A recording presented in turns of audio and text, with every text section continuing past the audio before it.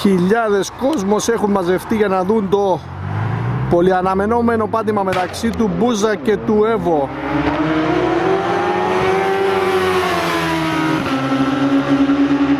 Αυτό πρέπει να είναι warm-up.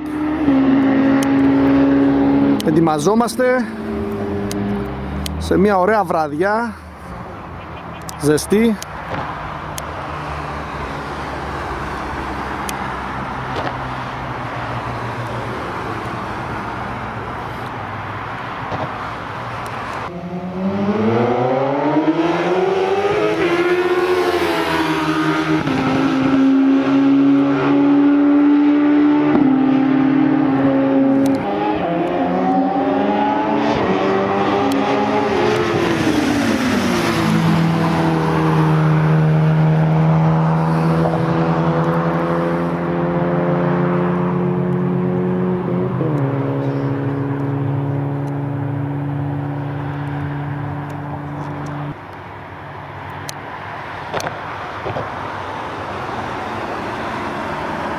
Πλήθος κόσμου περιμένει για το μεγάλο πάτημα.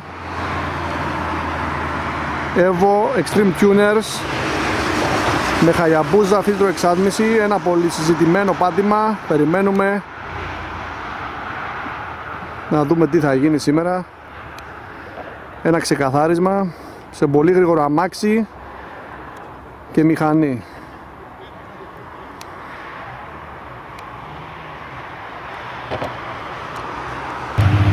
Το Hayabusa κατεβαίνει, έτοιμος.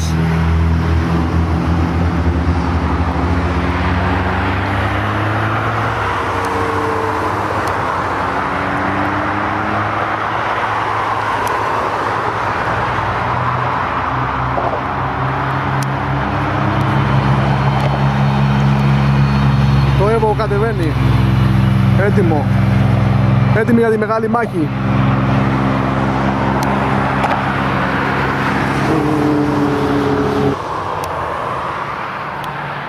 Έτοιμοι είμαστε για το μεγάλο πάντημα, το Evo Extreme Tuners με Hayabusa.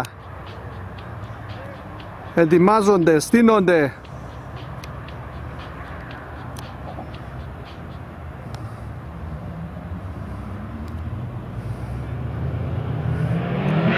Πατήσανε το μάγκωσε το Evo. Το Hayabusa